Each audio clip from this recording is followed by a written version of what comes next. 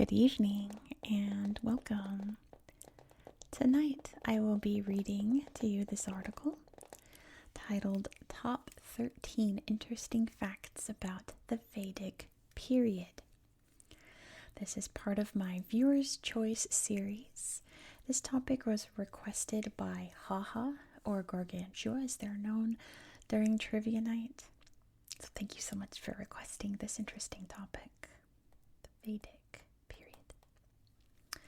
So I'm going to be reading to you from this article on ancient history lists.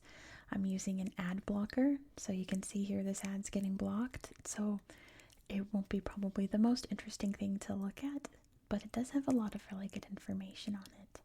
This was written in 2024 by Saugad Adhikari. Let's get into it.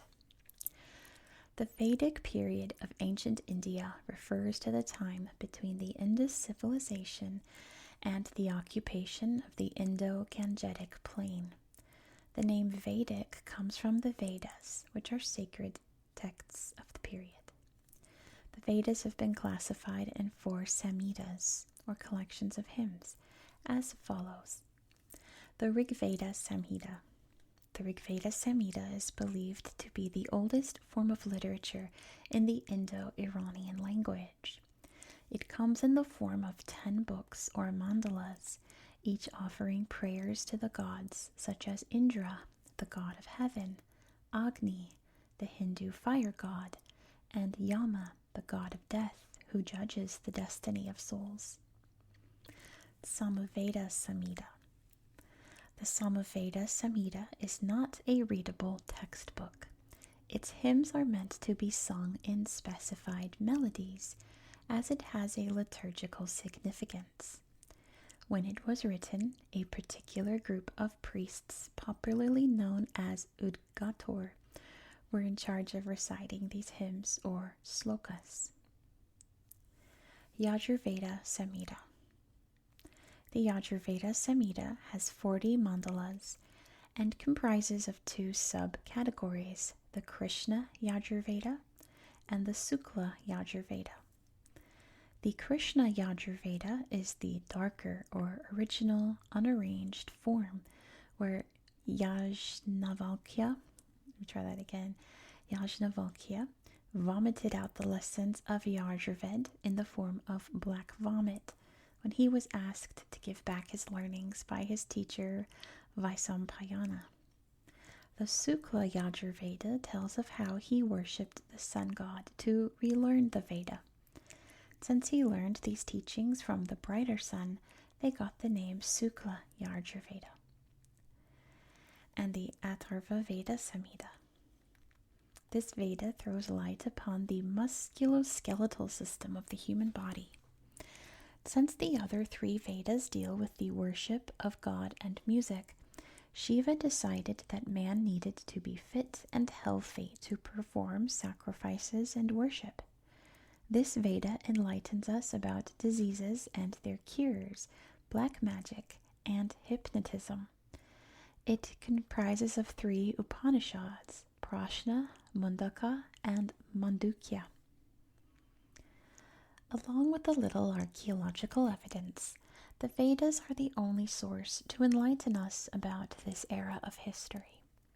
This period is further classified into 2 time periods, the early Vedic period and the later Vedic period. Now let's move on to the top 13 interesting facts about the Vedic period. Let's have a look now at the significant chronological events of these periods. The early Vedic period is circa 1500 to circa 1100 BCE. Number 1, Aryans and immigrants. Iranian tribes such as the Dahe and Dahu invaded the Indian subcontinent even before the emergence of the Aryans. These immigrants were not culturally developed, and they were generally hostile to the rules and regulations of society. They had no belief in sacrifice and disobeyed the tenets of religion. Their colloquial language was crude, and often these differences and disagreements led to disputes. Number 2, Battle of the Ten Kings. This war was the result of a struggle between two tribes.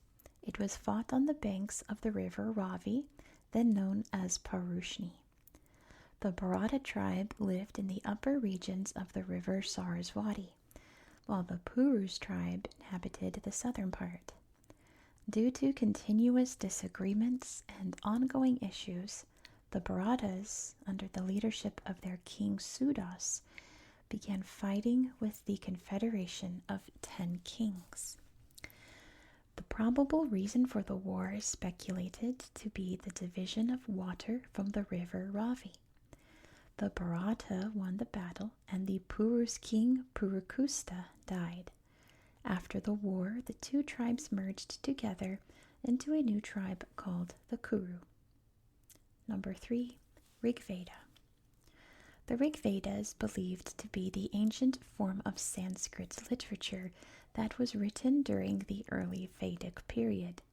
The Rig Veda is divided into 10 books called mandalas, each mandala comprising of short poems or hymns narrating the political issues of the day and the lives of the priests. Number 4. Origin of villages. The earliest tribes were nomads who herded cattle and lived off the land.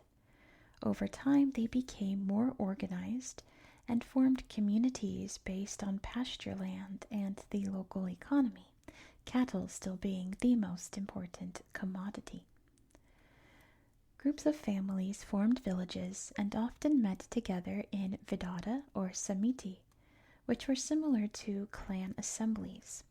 They had a chief who was chosen for his bravery and who was in charge of protecting the community.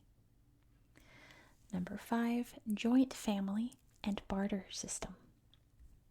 In the then patriarchal society, the Grahapati, or heads of the households, used to make all the decisions.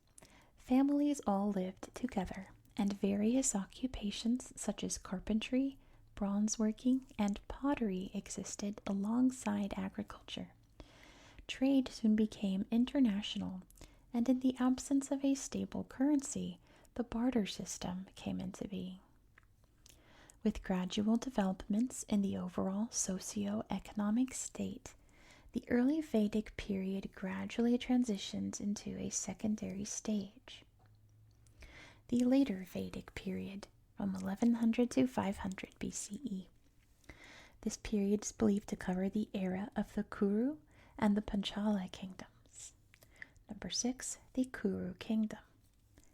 This kingdom covered the northern regions of India, including present-day Delhi, Haryana, and parts of Uttar Pradesh.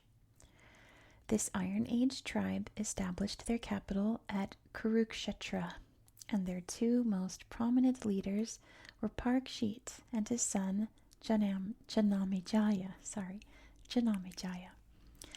These rulers played a crucial role in furthering their kingdom and preaching their newly formed Shrauta rituals.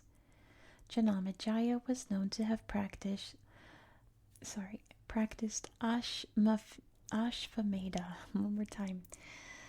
Janamejaya was known to have practiced Ashvamedha, a form of horse sacrifice, which we'll talk about later. The Indian epic Mahabharata speaks in detail about the Kuru leaders and the Battle of Hastinapura, which took place during the Kurukshetra War. Later, when Hastinapura was flooded, their capital was shifted to Kausambi. With growing differences within the family, the kingdom grew weak and was eventually defeated by the non-Vedic Salva tribe. Number 7. Mahabharata. The Mahabharata is concerned with pride and power and tells the story of the Kaurava and the Pandavas, two branches of the Kuru family who fought with each other to decide who was to be the king of Hastinapura. It is divided into 18 books called Parbas, with an additional Kila, or appendix, which enlightens us about the life of Lord Krishna. It starts with an introduction called the Adiparva and ends with the Svargarahana Parva, which depicts the ascent to heaven. The contemporary sage Veda Vyasa is thought to have been the author of the epic, he himself being dictated to by the god Ganesha. Number 8. Ashvamedha. Ashvamedha is the sacrifice of a horse by a king to establish his undisputed popularity. The Shrauta tribe introduced this sacrificial ritual where a horse, along with the king's warriors, would be set off into neighboring or enemy territories for a year. Wherever the horse goes without being killed is considered to be under the imperial power of the king. In the horse's absence, prayers and rituals are performed, and when the horse returns a year later, it is bathed, fed, decorated with gold ornaments, and then burned to death. The horse was believed to represent the sun, and prayers were offered to it. According to the Manusmriti, an ancient religious text, men who provide a horse sacrifice daily for a century were supposed to achieve the same virtuous status as those who do not eat meat at all. It's probably easier to just not eat meat. Later, the sacrifice of the horse became popular in other countries too. Number 9. Panchala dynasty. The Panchalas reigned for 2 centuries before they merged with the Nanda dynasty. Their empire stretched from the northern Himalayas to central India. Separated by the river Ganges, they are classified as the northern Panchalas ruled by Drupad, and the southern Panchalas governed by Drona. Drupad was Drona's disciple when the former's father was alive. After his father passed away, he insulted his teacher Drona, accusing him of being a poor Brahmin, which prompted Drona to declare war. Drona beat Drupad with the assistance of his disciple Arjuna. Number 10. Urbanization and growth of imperialism. Urbanization began to spread, and by the middle of the 6th century, small political groups from different corners of the country formed Mahajanapadas, or republics. Vedic culture had expanded from Magad in the east to Mathura in the north, while the Deccan Plateau in the south along the banks of the river Narmada marked their southern limit. These newly formed states began to exhibit their superiority, often using sacrificial rituals like Rajasuya and Vajapaya to show the supremacy of their chiefs. Slowly, feudalism came into being. Number 11. Division of caste and occupation. The later Vedic period witnessed the division of humanity based on caste, occupation, power, and social status. The 4 groups formed were Brahmins, who were royalty and were showered with gifts and power with the right to education. They were scholars, priests, or teachers. Kshatriyas, who were rulers, administrators, or warriors. Vaishyas, who were agriculturalists, farmers, or merchants. Shudras, who were made to do menial jobs and also called the servant class. Unfortunately, this irrational caste system continues even today. Number 12. Introduction of marriage. During this time, marriage was bound up with many conditions such as dowry, status, and all kinds of rules of convention. Some popular types of unions introduced in the later Vedic period are as follows. Brahmaviva, marriage within the same caste and creed following Vedic rituals. Daivaviva, marriage of a girl with a guru as payment by the girl's father. Arsaviva, marriage of a couple where the groom gifts a cow and a bull in return for the bride. Pachapati Viva, marriage which does not involve the exchange of a dowry. Gandharva Viva, marriage where the bride gets to choose her groom during a ritual called Swayamvara. Paisach Viva, marriage where a sleeping or mentally unstable bride is seduced. Rakshasa Viva, marriage of a runaway couple, or to be more specific, when the groom abducts the bride. Number 13, Chaturashrama. One critical aspect of the Vedic culture was Chaturashrama, or the classification of an entire life of a Brahmin man into 4 periods. Brahmacharya, strict and disciplined life to be led under the supervision of a teacher. Grihastha, taking charge of a family life. Vanaprastha, preparing to give up all homely ties and move towards a spiritual life. Sannyasa, moving away from the mundane world and aiming to achieve salvation or moksha. The above phenomenon did not apply to women or other classes of society. Conclusion. Agriculture formed the principal part of Vedic socio-economic life, and it was a period during which humans became more civilized and educated. Women were treated with respect, they had access to education, and purda, the separation of women, and sati, a widow's sacrifice, were not prevalent. People were guided by spiritual values and believed in life after death. The people balanced work and pleasure, cultivating crops, raising livestock, eating simple food, and drinking intoxicating beverages such as soma. Some of their favorite pastimes were chess and chariot racing. They were always aware of attack from their enemies and remained prepared for battle at all times. Vedic literature characterized this ancient period in history. And that is it for tonight. Thank you so much for watching.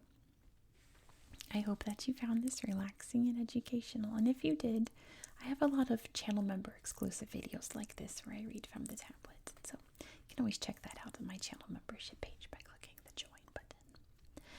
But I also hope that you have a good